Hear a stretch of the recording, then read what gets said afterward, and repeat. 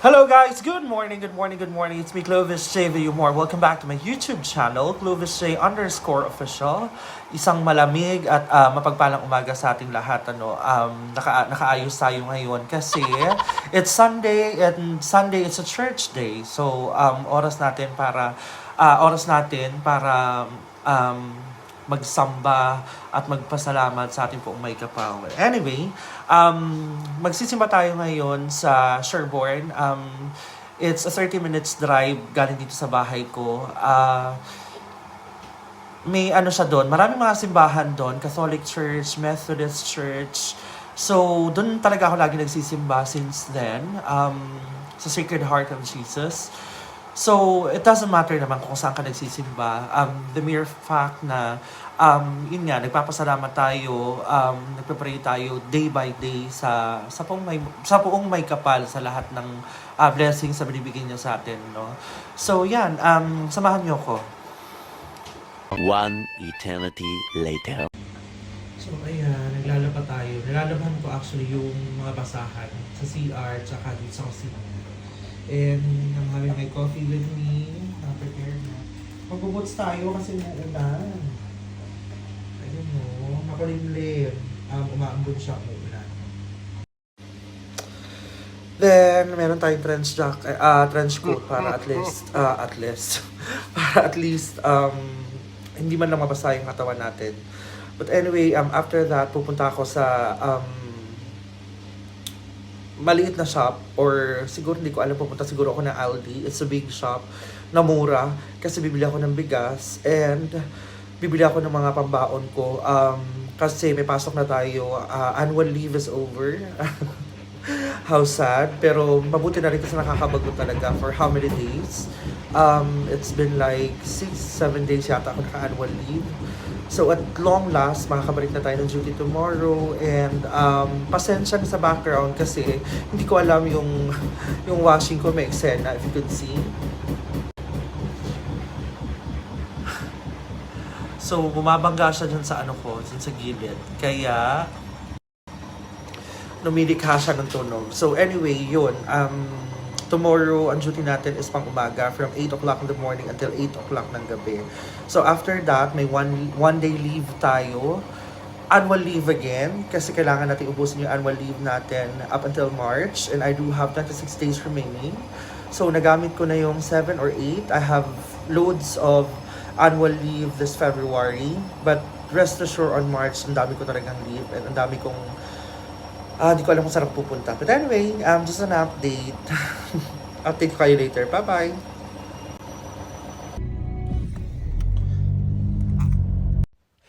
So yan guys, andito na tayo sa Sherborne. It's actually part of Dorset.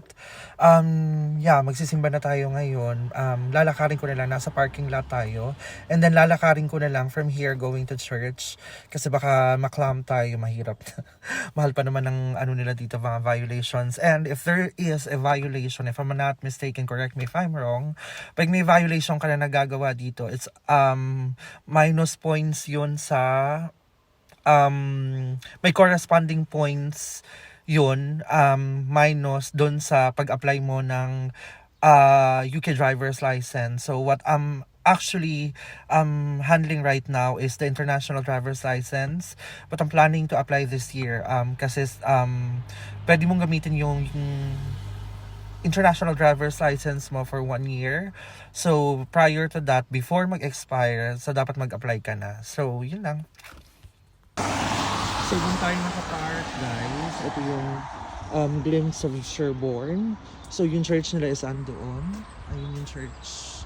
That's the Sacred Heart of Jesus. So ang pagkakaalam ko, ang mass nila starting 10 o'clock in the morning. So it's 9:40. So at least nasa tamang oras pa tayo, no? So this is a church, Sacred Heart of Jesus. Kadalasan ng mga church talaga nila dito is yung gawa sa, alam mo yung mga bato, mga lumang churches nila dito. So, hopefully hindi pa tayo late.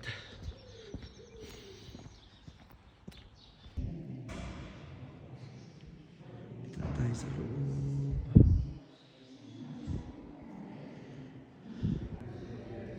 Sacred Heart of Jesus, Lord.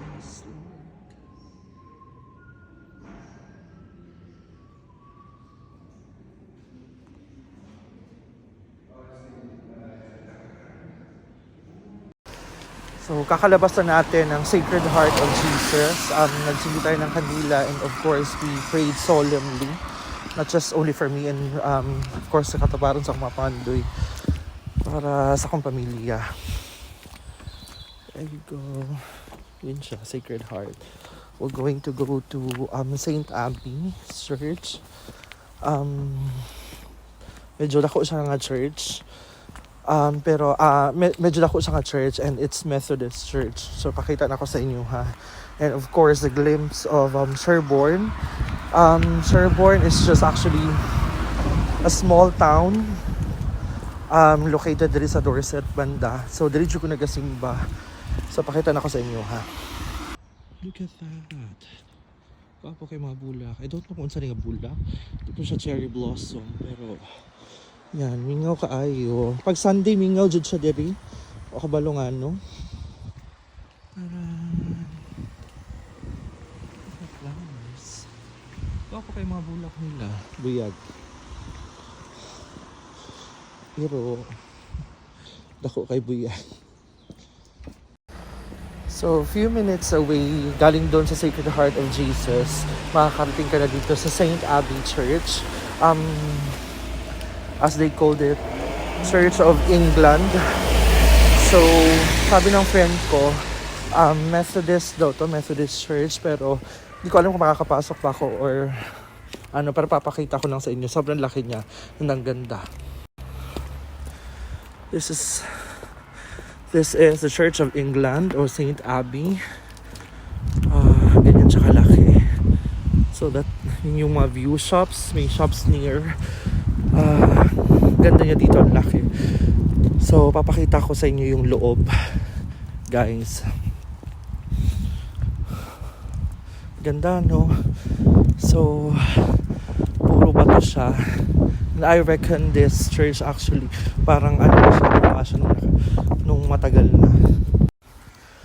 So, hindi na tayo makapasok sa loob kasi nagsisimula na yung misa. Nakakahiya kasi, alam mo, late ka na. So, hindi tayo makapasok doon sa St. Abbey's Church. So, tour around ko na lang kayo dito sa mga shops na malapit. Maliit lang siya na town dito talaga. So, papakita ko sa inyo.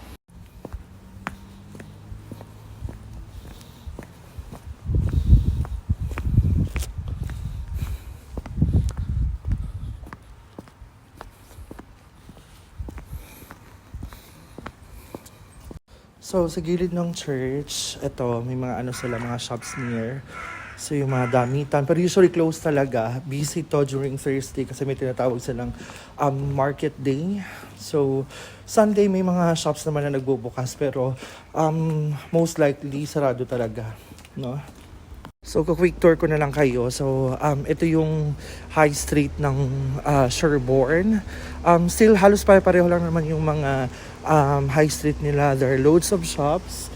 Charity shops o yung ukay na tinatawag sa atin sa Pilipinas. Tapos, yun, may mga bank, coffee shops. May mga pub din o yung mga bar dito banda. Pero hindi siya yung malaki, maliit lang talaga. So, ito lang, papakita ko sa inyo. Yan, may mga damitan.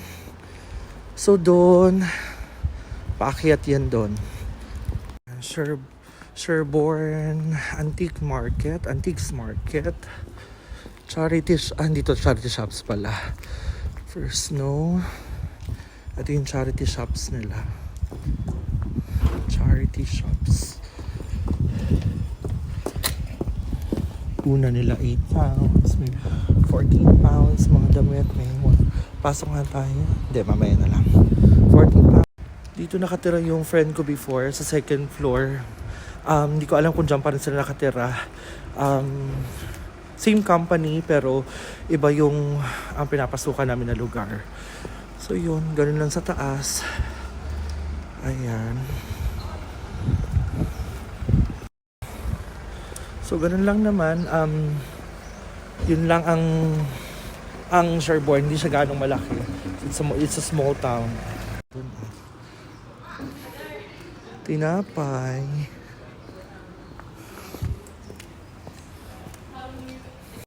Ang ganda ang ganda ng view.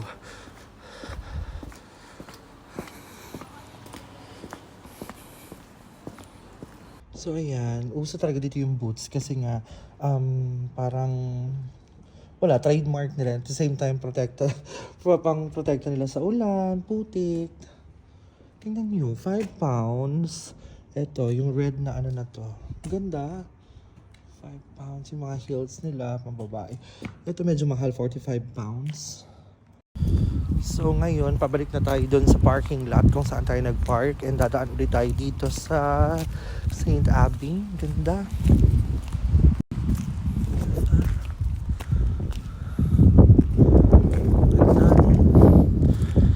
Ayan, mga shops din yan dyan. Ito, Plum Feathers Restaurant. So, yan yung view nila. Look at that. Ganda ng puno nila. No? Ang ganda ng view doon, no? So, maganda yan siya during spring or summer or autumn kasi may mga, yung mga puno na yan, may mga leaves. But for now, talagang kalbo siya dahil nga winter ngayon dito.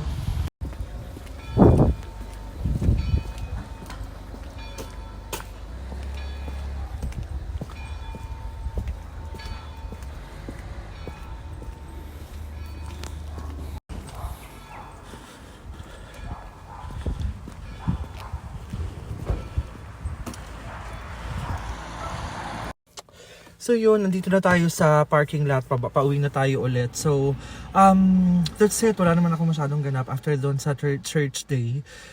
Bibili sana ako ng pambaong ko.